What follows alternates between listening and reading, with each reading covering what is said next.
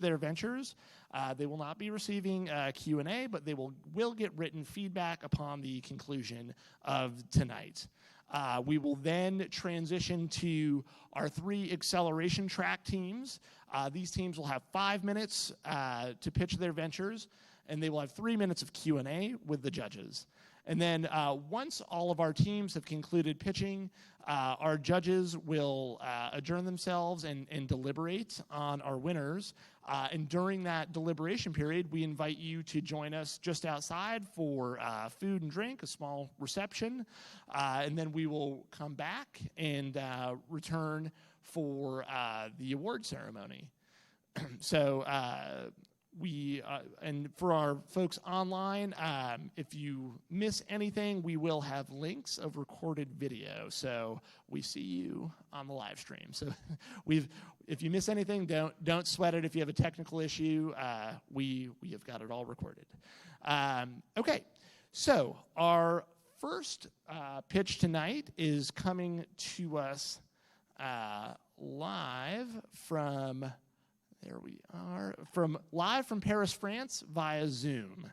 And this venture is My Access Abroad, and this team is led by Itziri Gonzalez-Barcenas, class of 2019, and Bryce Rosette. While at Davidson, Itziri was a political science and Africana studies double major and student body president. So without further ado, we will kick it over to Itziri. Thank you.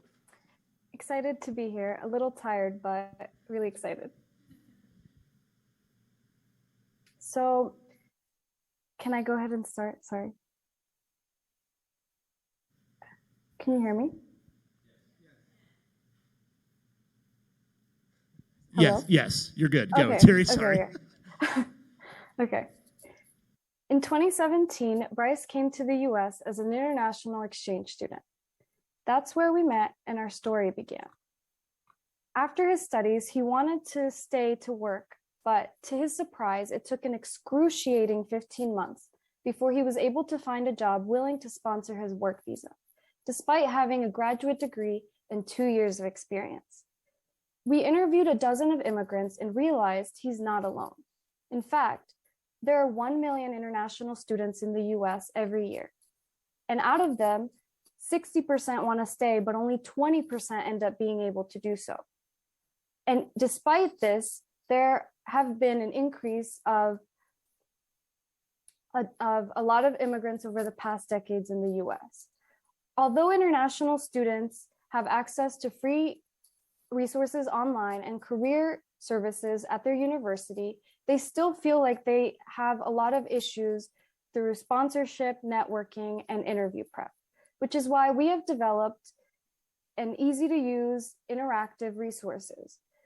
It's a one-stop shop composed of an academy where they can have the visa intricacies explained to them, but they can also have what it takes to get to stay in the US through online resources.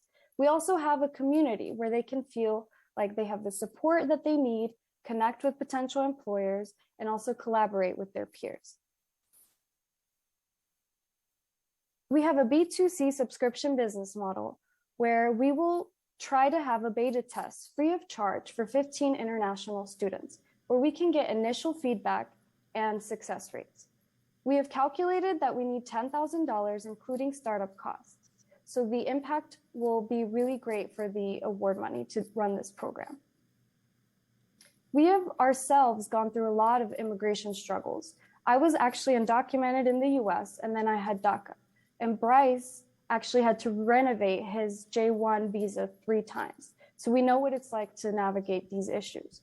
Combined, we have had experience in college admissions, sales, recruiting, tech, and consulting. We all know an amazing international student who was unable to make their American dream a reality. Help us help them make their dream come true. Thank you.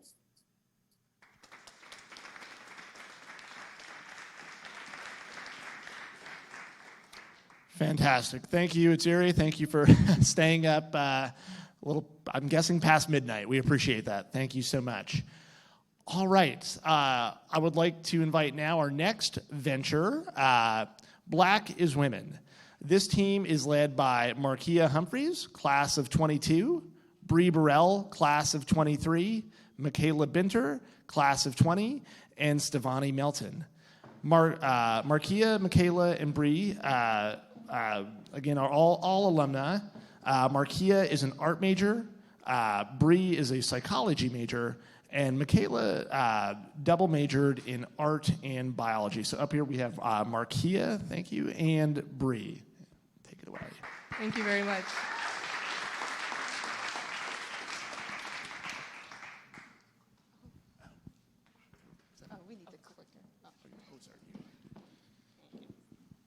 Good evening, everyone.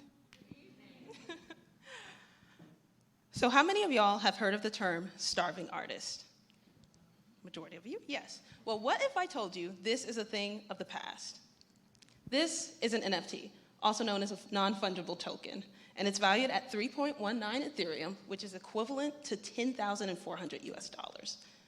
While NFTs can come in many different formats, these one-of-a-kind digital artifacts can be thought of as trading cards. Some are more rare than others. Values fluctuate over time, similar to the way stocks work, and you can trade them for other NFTs or even cryptocurrency. While we recognize NFTs as an emerging space and an avenue to wealth, there's an evident lack of diversity in the field. Excuse me. Many of the projects oftentimes profit off the ideas of diversity while actually lacking the diversity in the teams themselves. This is where we come in.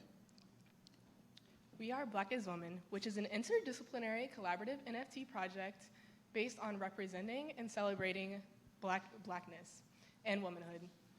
We are 4 Black artists who are passionate and emerging into the NFT space. We plan on starting by making a 10,000-piece NFT collection based on images of Black women, all different art and different variation of Black women.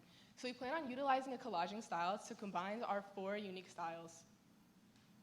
But Black as Women is about so much more than just the art. We plan on focusing on education, access, community, and investment. We plan on partnering with both local and national organizations to provide education and workshops that can help you manage your NFT. An investment in Black as Women is an investment in cultivating wealth and community.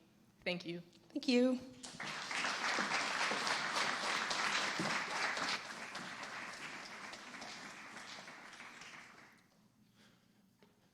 Fantastic, thank you. I think hopefully we all learned something about NFTs. I know I did. All right, well, staying on that topic of NFTs, I would like to now invite our next venture to the stage, which is Davidson NF Tickets.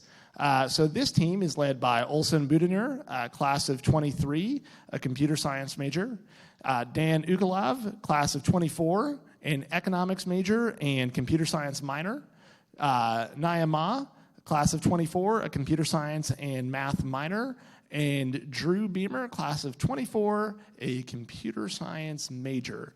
So welcome to the stage, Davidson NF Tickets.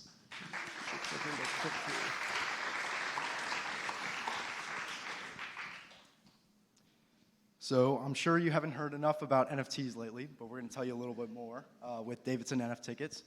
So the problem is when Davidson issues tickets, we use a third-party system, such as Eventbrite and Ticketmaster. I'm sure they've ripped you off before.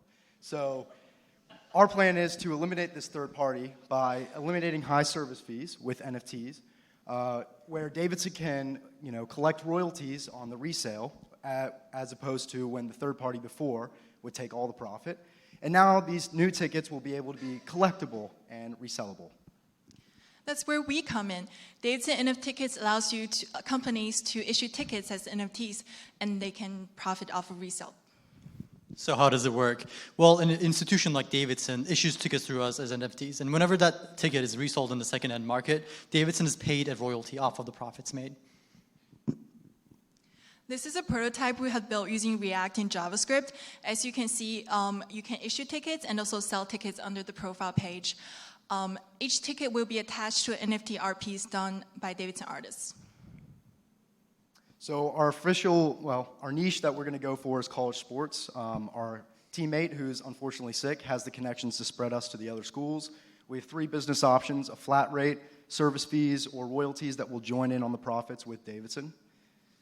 As you can see from the numbers above, there's a massive market for NFTs, and there's also huge potentials. Some of our potential competitors are the other NFT ticketing platforms and also Mark Cuban. So looking at the competitors, why us? First of all, you're going to have lower rates because of our lower operating costs. And also, we're going to be operating in a niche of college sports. And lastly, we have the expertise, which brings us to our team. We are part of, we are part of Competitive Coding at Davidson and founders of it. And at Competitive Coding at Davidson, Thank you, guys. We won 11 hackathons so far, and these are it. Thank you. Thank you.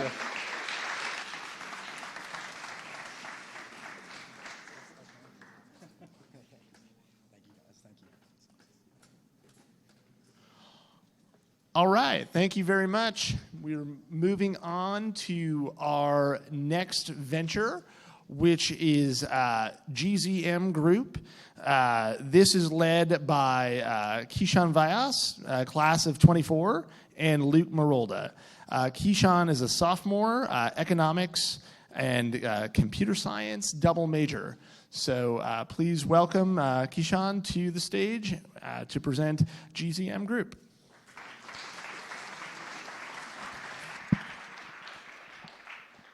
Good evening. I'm glad to be here. My name is Kishan Vyas, and I am the founder of GZM Group. So, welcome to Marketing Reimagined. So, businesses do not understand the Gen Z demographic when they're marketing towards us. They kind of just treat us like millennials. I was at a marketing conference, and nobody considered the Gen Z demographic. They didn't consider our consumer taste. They didn't consider our preferences. So I decided it's time to change that because we are 32% of the world's population with $165 billion in buying power. And once we graduate college and high school, that number is going to go up.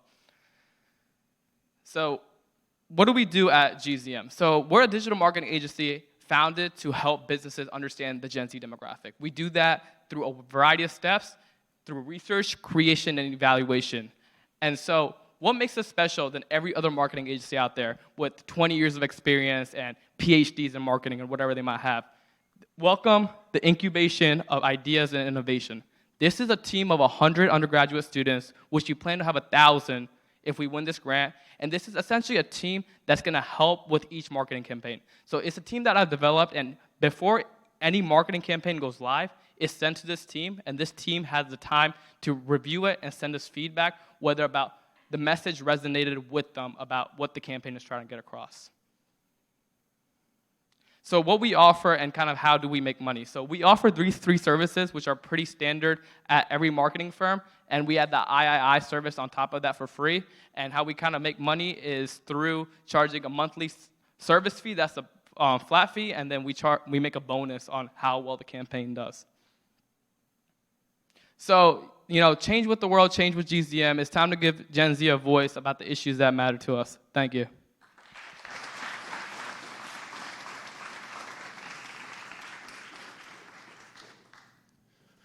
Fantastic, thank you. Okay, and so for our 5th and final pitch in this incubation track, we have Rise Together. This team is led by Christos Kompotis, class of 23, and Tazos Pagunis, class of 23. Christos is a computer science major and econ minor, and Tazos is a biology and computer science double major. So please welcome Christos and Tazos.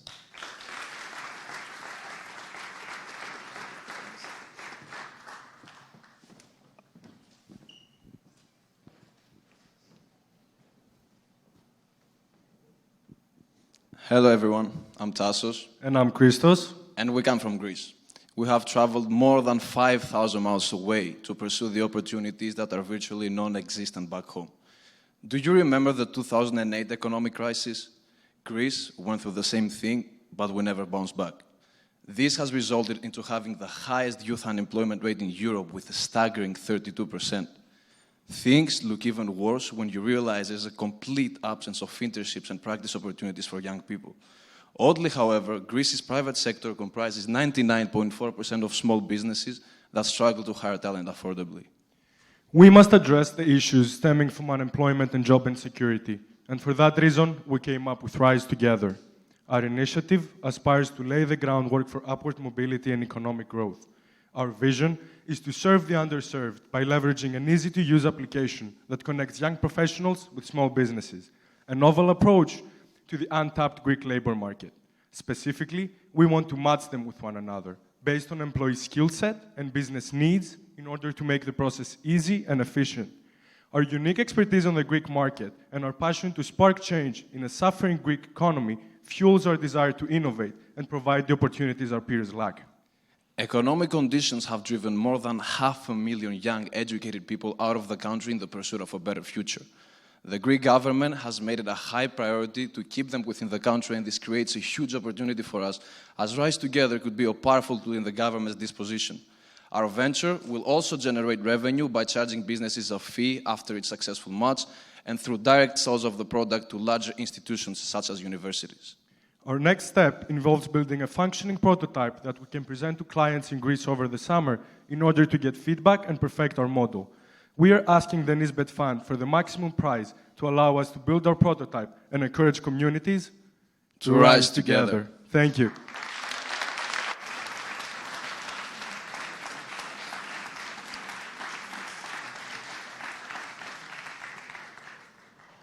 All right, wow, thank you. Let's give one more round of applause for all of our incubation track competitors.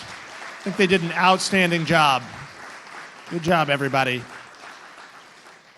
Okay, so that's, again, very exciting. Those 5 teams are competing for $2,500 and, again, are eligible for our Audience Choice Award of $5,000. Our judges right now are finalizing some notes, and again, we are really excited about them. They were just great. So I'm going to now begin to shift to our acceleration track, where we will have 3 teams presenting. So as a reminder, these 3 teams are competing for $25,000 in investment in their business. And to give you a sense about some past winners before, we've seen some really incredible stuff over the years, from work in publishing to drones to payment apps in the developing world. And I think we have some really exciting, unique stuff tonight that we'll see. So we are really, really thrilled. And so just a reminder on the format, these pitches will be longer. Each team will have 5 minutes to pitch their idea and their venture. And then we will follow up with a 3-minute Q&A from our judge panel. And lastly, at the conclusion of that, we will adjourn for food and beverages right outside while our judges deliberate. Okay. So, judges, are we ready to proceed? Okay, I'm seeing some head nods. All right. So our first pitch tonight is Kabaddi. And this pitch will be given by Carson Crochet, class of 22.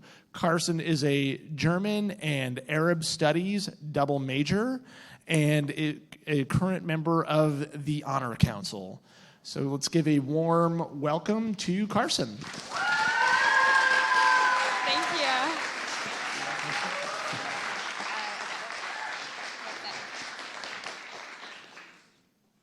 Are we ready? Ready? Okay, awesome. Hello, everyone. My name is Carson Crochet, and I'm the CEO and founder of Kabaddi. Kabaddi helps cancer patients and loved ones by offering love, comfort, and support. Now, in order to understand my business, you first need to hear my story. My story begins last spring during my junior year at college. I got a phone call that my mom had been hospitalized, later learned that she had a rare form of brain cancer. I was here, I felt helpless, and I wanted to send her the perfect gift, something that was loving, comforting, and supportive. So I ended up sending her this little plush rabbit. I gave it to her and I said, "Mom, this is your cancer buddy, so I want to be there with you when I can't be." Little Bunny turned into more, though. Instead of asking directly about her cancer treatments, I would call her and say, "Hey, Mom, how's Little Bunny doing?" And she would say, "Oh, Little Bunny just got back from radiation. Little Bunny just started chemo." You see, this little plush created a really, really safe space to talk about something otherwise that is scary. Now, as time went on, I wanted to get her something else, something that was a little bit more relatable and a little bit more meaningful.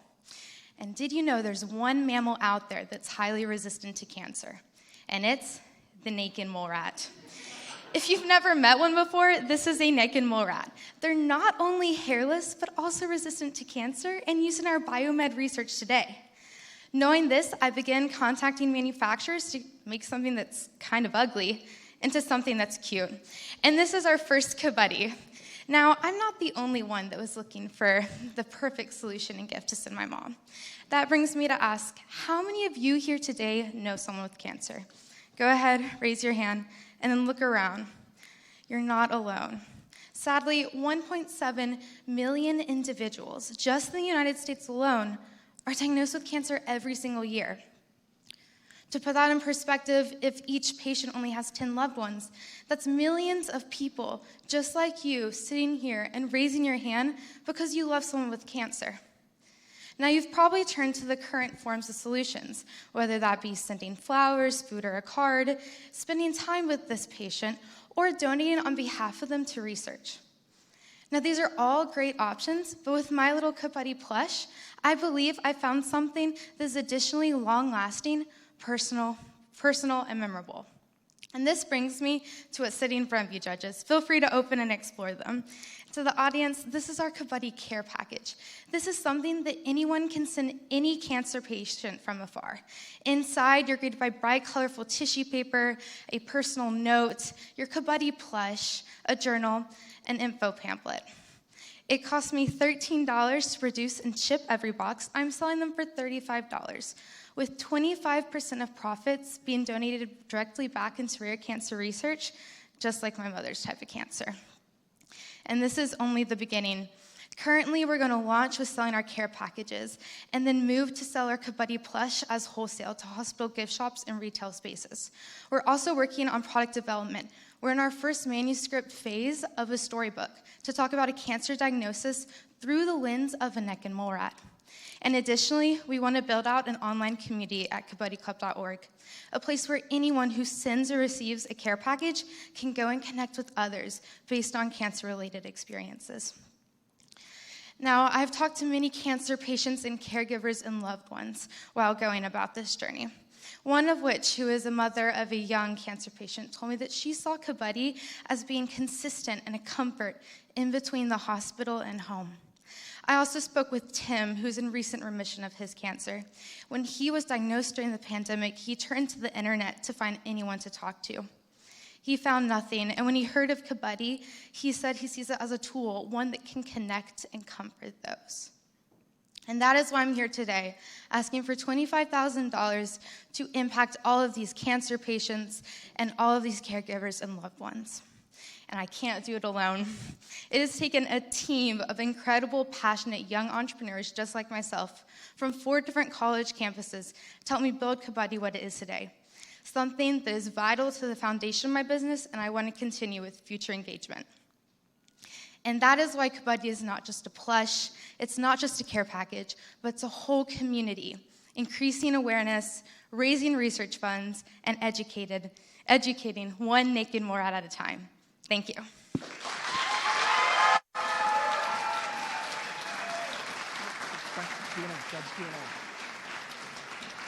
About Q&A, I'm so sorry. I was ready to run off. Well, hi, I'm back. Carson, your story is absolutely beautiful. Thank you. You represent it really well. I'm curious if you've thought about the partnership opportunities with existing cancer associations and how that would impact your revenue model. Yes. So currently we're actually in contact with one nonprofit that does a mentorship program between cancer patients, caregivers, and loved ones. And so we're hoping to build partnerships with foundations that are doing certain work in providing actual gifts of comfort, but also those nonprofits that are working and connecting and building out this community within the cancer community. And we don't see that as a place of loss of revenue, but more just growth and being able to impact more. And I just want to be clear, you're an e-commerce site today. E-commerce site today, yes. And you keep your fulfillment where? I'm doing it out of my dorm room right now. And I haven't officially launched, so that's happening in the next 2 weeks. We've been delayed with supply chain issues, so you're missing the little info pamphlet from your boxes. That's coming soon, then we will be fully launched and running. So I'm just curious about your production and sort of how you thought about either sustainability, I mean, kind of what's going into the Kabaddi? Yeah, so we partner, you'll see it on the tag, Wildlife Tree. They only produce wildlife plush. And when I originally contacted them, they told me there's no market for these, this is ridiculous, no one wants a naked mole rat. And I said, okay, well, let me tell you why. And they began manufacturing them. So they're cheaper since they're not considered custom plush on my end. And the business itself only does wildlife plush. Has been very successful in that. So in the sense, are you talking about like that manufacturing? No, I was talking more just like, like where are they manufactured? What are they made of? Okay. Like, are they sustainable? So these are manufactured, I believe, I have 3 different manufacturers right now. These are in China. I also have one from Thailand and another one that is in progress and being connected in China as well. And this is because these guys were delayed about 7 months. So I'm working to work with manufacturers that can make that process a little shorter. How are you going to reach your market? Online? So right now I want to begin with reaching customers online. My target customer with the care packages are anyone that's physically separated or far away and wants to send a gift in support. And so doing ads and reaching different community groups online is how I want to begin and then grow from there. I love your story. I'm curious about the personalization. I noticed in the pitch there were different ribbons for different types of cancer. Can you explain how that works? So if you look in your boxes, there's a card, and it tells you on the back where your donation from this box is being made. Perhaps, yeah, it's right there. That's to Oligo Nation, and so that's represented by the gray in our ribbon. In the future, I'm hoping that these boxes, individuals can choose where their donation is going based on different rare cancers that fall under the colors represented in our logo. And a follow-up to that, because you mentioned that a certain percentage of the profits are going towards cancer research. So nonprofits that research these rare cancers. Based on which particular cancer yes. the purchase. Yes, so that's a rare brain cancer. Yeah. Great job. Okay. Thank you. Good job, Carson. Way to go. Wonderful. Well, thank you, Carson. That was great. Going to just give our judges just one moment to make some final notes. One last thing I'd like to say while they're doing that is all of our finalists, both in the incubation and acceleration track, have been very frequent visitors to the Hurt Hub because all year long we are offering courses, mentor opportunities, funding program opportunities. There's no shortage of ways to get involved. So if you're in the audience right now or you're watching at home on the live stream and you feel that entrepreneurial itch, right? There are opportunities for you. And every person that's been up here today has worked with us in some way to develop their ideas. And so this could be you. All right, so our next group that I would like to welcome to the stage is Portfolio Kings.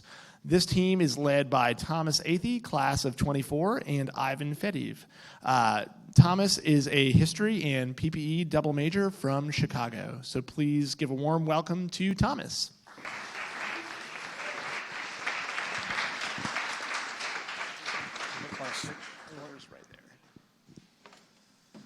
Hello, everybody. Okay. This is... Oh. Could you restart the clock? Okay. All of you here have heard about digital assets, even if for the first time tonight. The explosive growth and adoption of this industry has served as a catalyst for a lot of people to want to become interested in getting involved in this space. 3 out of 8 teams tonight are trying to build a business in this industry. The total cryptocurrency market cap right now is about $2 trillion, and that has grown by over 700% in the last 24 months. There is one issue in this industry. People do not have the time and or the ability to navigate and learn about this space. 51% of Americans said that a lack of knowledge is the barrier to the adoption of cryptocurrencies. 66% of Americans said that they want to learn about cryptocurrencies. This is a clear issue, and there's a clear demand for a solution. My name is Thomas Athey. I'm a sophomore here at Davidson, and I run Portfolio Kings with my best friend from high school, Ivan Fadiv, who's a sophomore at Notre Dame. Portfolio Kings is a digital asset consulting company that provides 3 products that fit a wide range of customer needs. We offer individual and institutional consulting services and a weekly newsletter. An example of an individual consulting service would be explaining the basics of cryptocurrencies to a customer. An example of institutional consulting services would be helping launch a project, such as an NFT project. Our newsletter provides weekly digital asset updates and analysis. The reason that Ivan and I have the ability to provide these products is due to our experience in business development and digital asset markets. Ivan started his first business 6 years ago, Soul Paradise. We are going on our 4th straight summer of teaching a financial literacy summer camp for rising 7th and 8th graders. In our first iteration of Portfolio Kings, we accrued about 130 monthly paying subscribers. We had about $4,000 in monthly recurring revenue, and subscribers had access to 2 courses, 4 written guides, live workshops, and daily analysis. All this content was created by us. Right now, the way we get paid for our consulting services depends on the various based on the various services we provide. Equity in projects is also a way in which we can get paid on the institutional consulting side. As we grow and get more customer data, we expect to create we expect to create packages that will allow us, or pricing packages that will allow us to scale our business. Now let's discuss customers. On the institutional side, one of our current customers is here tonight, Black is Women. We've been helping them out and are really excited about that project. On top of this, we are also helping a project in the DeFi space, and we are helping a musician explore digital asset options. On the institutional side, we have just begun offering our services in April. Since then, we have had 3 customers, with 1 more next week and 1 more booked for sometime in the near future. Our newsletter will be releasing within the next 2 weeks, and right off the bat, we expect to get a lot of our prior subscribers to pay for that. We haven't done any marketing yet. All our customers have solely been from our network, and we expect to begin marketing in May. Our total addressable market is over $13 billion.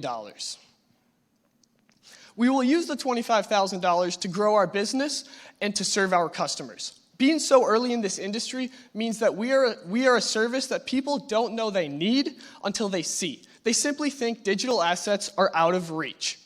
We plan on contracting a marketing team to increase our social media presence and to test various marketing strategies. As we grow, we need to have time to serve our customers. This means having the time to fill their needs, but it also means continuing our own research and education in this space. Portfolio Kings has proven to provide value to its customers. It has a clear model of profitability and has great potential being in such a new and exciting space. Judges, I hope you feel the same way, and thank you to everyone for coming out. And if Portfolio Kings can be of any service, you can check us out at theportfoliokings.com.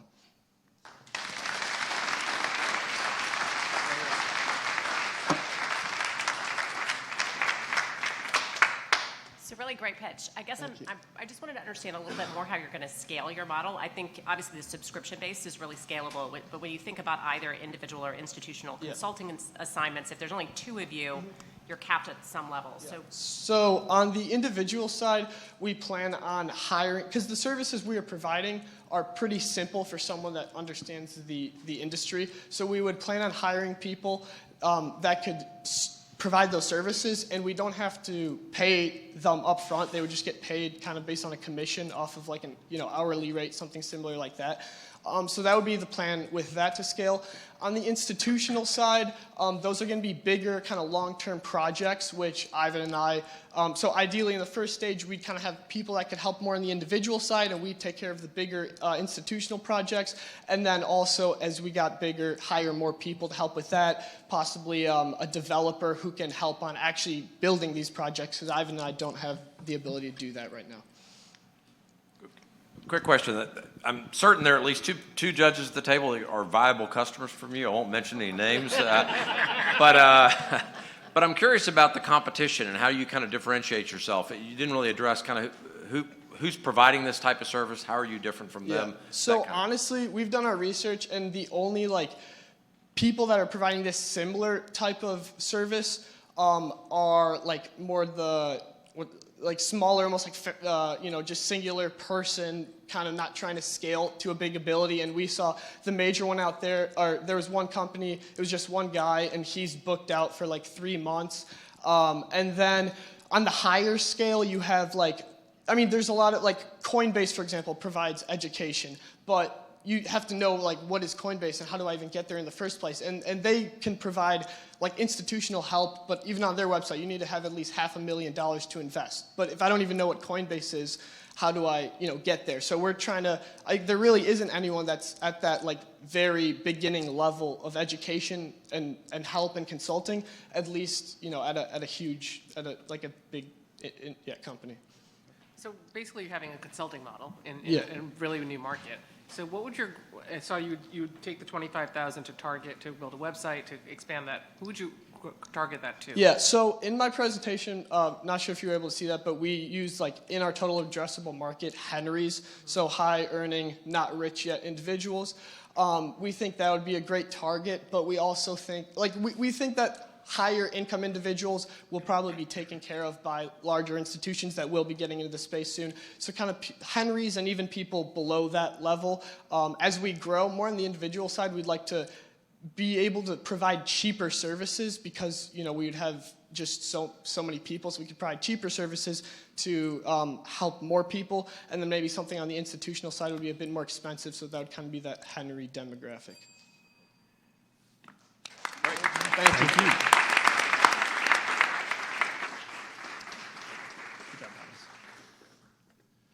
All right, great job, Thomas. Thank you. All right, now our third and final pitch. I'm going to welcome Yamalex. Do you want assistance getting your? Yes. Okay. I'm going to assist Yamalex just for a moment.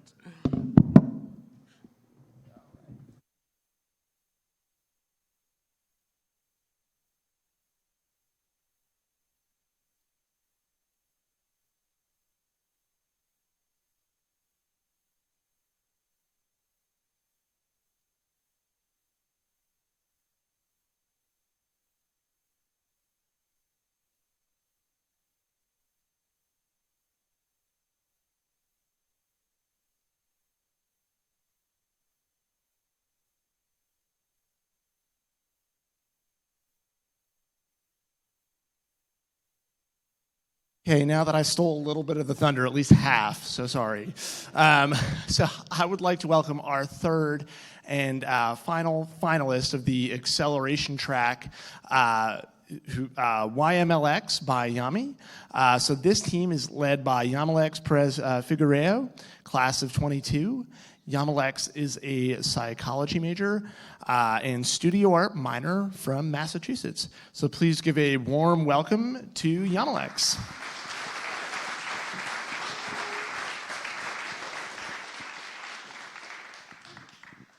Hello, everyone. My name is Yamilex, founder and owner of YMLX by Yami. There we go. Okay, of YMLX by Yami. And I believe that by the end of this year, my brand will be well on its way to become a known name of fashion. And here's why. With the exponential growth of the fashion industry and its growing relationship with social media, it has started to rely on fast fashion to supply its high demand. The problem with this relationship, though, is that top players supply about 30% of the industry and rely on the same clothing designs to do so. which ultimately creates a cycle of consuming the same design within the market and a growing demand for new ones. My customer is key to this cycle. But first, this is how fashion works today. You have a design that, because so many brands are selling it, becomes a trend. But the problem with trends is that they eventually died out, and so comes the hunger for a new one. And then my customer is key to this cycle. She is a young woman between the ages of 18 and 26 years old, mostly located in major urban cities in states like New York, Massachusetts, North Carolina, Georgia, California. And as part of her hobbies, she spends a lot of her time in social media keeping up with fashion influencers.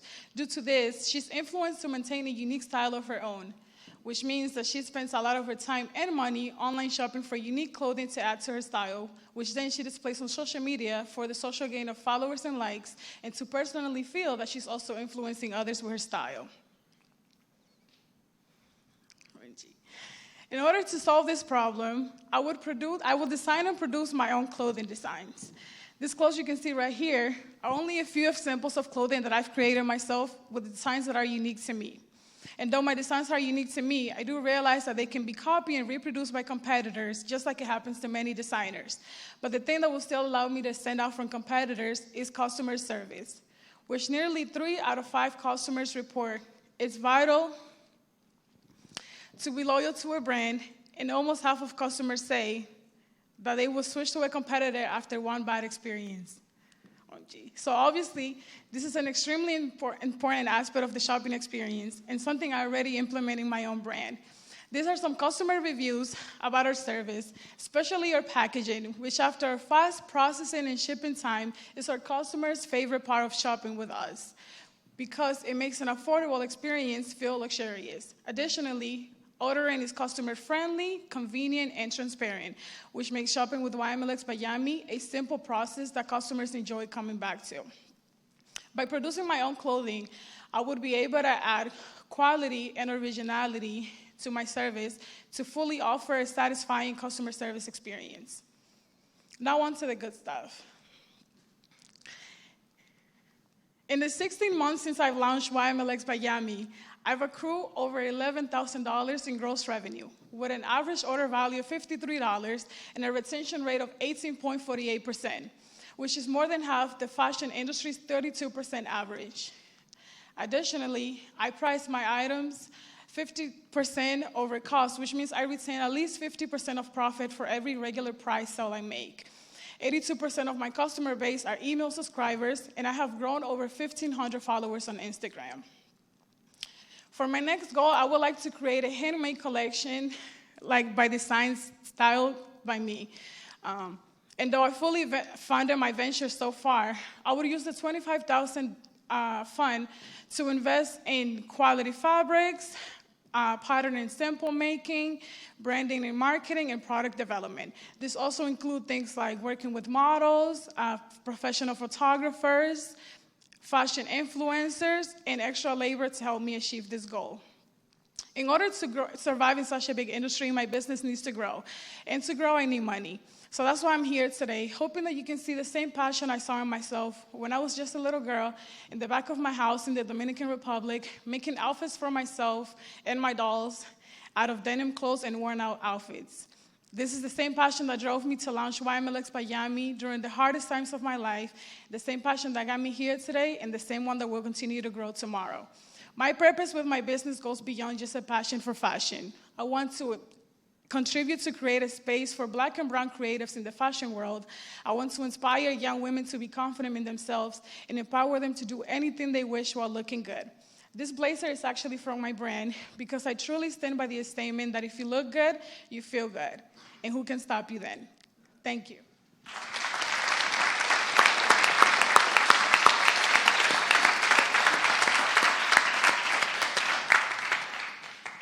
Love your passion on fast fashion. Thank you. So, Yami, you made all your clothes, or do you have a production facility? With my current business model, I rely on fast fashion vendors. So then my transition using the fund money would be to create my own designs because it is a costly process to do. I would have to source quality fabrics and also the labor that goes into that. Fast fashion vendors you use today, the manufacturers, are they in the U.S. or In the U.S., yeah. Mostly located in Los Angeles, California, yeah. So with the fund money. Your entire media market, your e-commerce market is through Instagram, or do you also have other media outlets to get touch with customers? Yeah, mostly through Instagram, and then I also do email, but I have my own website, so that's where I have so the actual transaction takes place on That's the where I website, do my not Instagram. transactions on my website, and then I communicate with my customers mostly through Instagram. That's where I reach out to them. Yes. Just so I understand, it's manufactured in Los Angeles, but all the designs are your original designs, correct? They're not original. That's the problem that I mentioned earlier, that because it's a trend, so many brands are selling it, I'm part of those brands. So that's why I'm trying to step away from that problem with my solution of creating my own designs. I see. So you find items and you curate those items currently Yes, on your I site. curate them to fit my brand and also for what my customers will like. And I try to be as unique as possible with the items I find before other brands can get them, or if they're not selling them as much. I try to be as unique as possible, original with the designs I sell, even though they are being sourced from vendors. But these are your original designs Yes. here. This is an example of what I can make if I could get the fund money to transition my brand from fast fashion to more sustainable. Got it. And have you sold any of your original products at all? No, that would be my next step. With my MVPs, I would create a pre-order wait list to gauge my customers' interest. So then before I can launch a full collection, I can see how much interest my customers have so I can minimize manufacturing waste and also see which ones they're more interested in and make that transition more smoothly for me and my brand. And what would the price point be approximately? The price would range from $50 to $80, $100. It depends on the complexity of the design and also how much goes into that. The more complex the design is, more time goes into that, more fabric, more details, which means that I would have to also, the cost would be higher. But yeah, to first make the transition, I would first start with simple designs because my brand right now, the average order value is $53. So it would be a big jump for me to go to $80 or $100. So I would first start with a simple design, gauge my customers' interest, and then start transitioning to something more complex. And how many people follow you now on Instagram?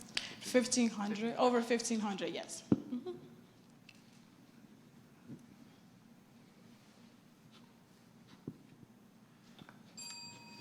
All right. Thank you.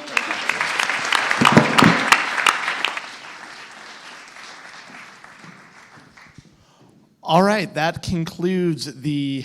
Do you want some help, Alex? You got it. Okay. All right. All right, that concludes the pitches for the acceleration track. And so what we are going to do now is we are going to allow the judges to deliberate. We have food just outside, but before I am going to stand in the way of you and food for like a minute. I just do want to reiterate again how awesome these pitches are. Like, can we just get one more round of applause for our students? They were outstanding. So kudos to them. Excellent work. Thank you again to our mentors, to our volunteers who helped run our classes, to the Hurt Hub staff, to our incredible supporters who have made the Hurt Hub come to life in programs such as the Nisbet Venture Fund. So again, like, I encourage you all, especially current students, come over to the Hurt Hub if you haven't been there already. There is so much opportunity, from learning to taking classes to funding opportunities. There offers micro internships through our Gig Hub platform. There is no shortage of ways for you to get involved and get inspired. So please, again, if you've not been over there, get over there. So again, we are now going to break for about 30 minutes. There is food just outside. We invite you to return here at about 7:45, where we will announce our winner.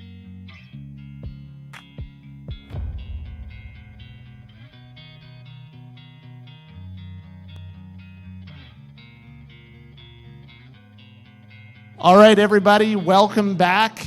We are thrilled to have some winners. So again, really outstanding presentations, pitches across the board. We'll be handing out 3 awards again tonight. In order, the first will be the Incubation Track Award of $2,500. Then the Audience Choice Award of $5,000. And finally, our grand prize, a $25,000 investment for the Acceleration Track. Yes. So much like any fun award show, we're going to invite up a previous winner to help me unveil this year's winners. And so I'd now like to invite up on the stage the 2021 Nisbet Venture Fund winner, Owen Bezic, class of 21. Come on up, Owen. Owen's business last year took home the grand prize of $25,000. His business is Gatherware. And I'm going to let Owen talk a little bit about what this award has meant for him over these last 12 months. Thank you, Kevin, and thank you, everyone, for coming out tonight and supporting the next generation of Davidson entrepreneurs. After I won that award, it was really the impetus for me to become a full-time entrepreneur after graduation, and I'm proud to say I'm still doing that. I've got a full-time office in the Herd Hub, and it's great being a part of this community, and it's really a dream come true to be able to do so. So I just want to say thank you to everyone here, thank you to everyone at the Herd Hub, and happy to announce these winners. All right. Okay, so I'm going to let Owen announce our first one, and we promise we're going to get this right. There's not going to be a La La Land Moonlight mix-up. I can't promise that. We're getting it right the first time. So our first award, so Owen, for the Incubation Track, would you like to announce and welcome up the winners for the Incubation Track? Yeah, so for the Incubation Track, we have Davidson NF tickets.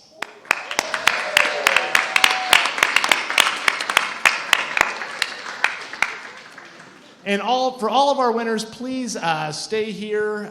We would love to do pictures and talk with you, so please remain here after the event. So congratulations to the team of Davidson NF Tickets, winners of the Incubation Track. Congratulations.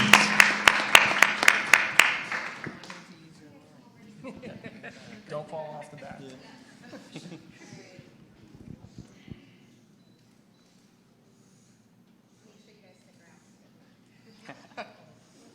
Thank you very much. Thank you, Davidson NF Tickets. Oh, yeah. Yeah, I've got keep the that big hanging check. up in the office. It could be your first NF ticket. No. All right.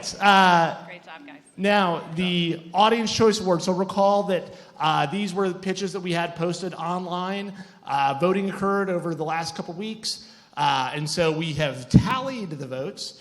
And Owen? Yep, so after tallying the votes, the Audience Choice Award winner is Rise Together. Congratulations, Rise Together, $5,000. Come on up, gentlemen.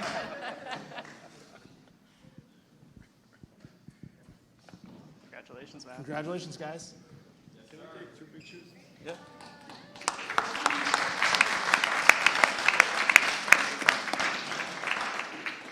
Can we just have one more with a plate? Yeah, absolutely. There we go. Let's get over.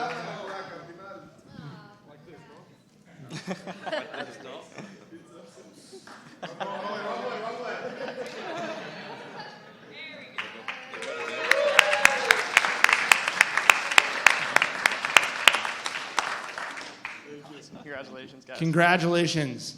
Wonderful. This is so exciting.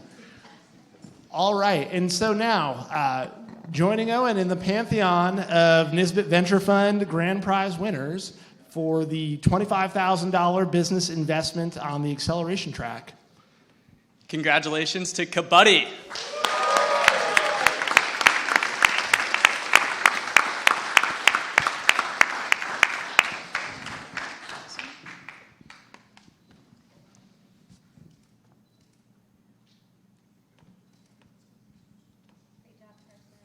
Thank y'all.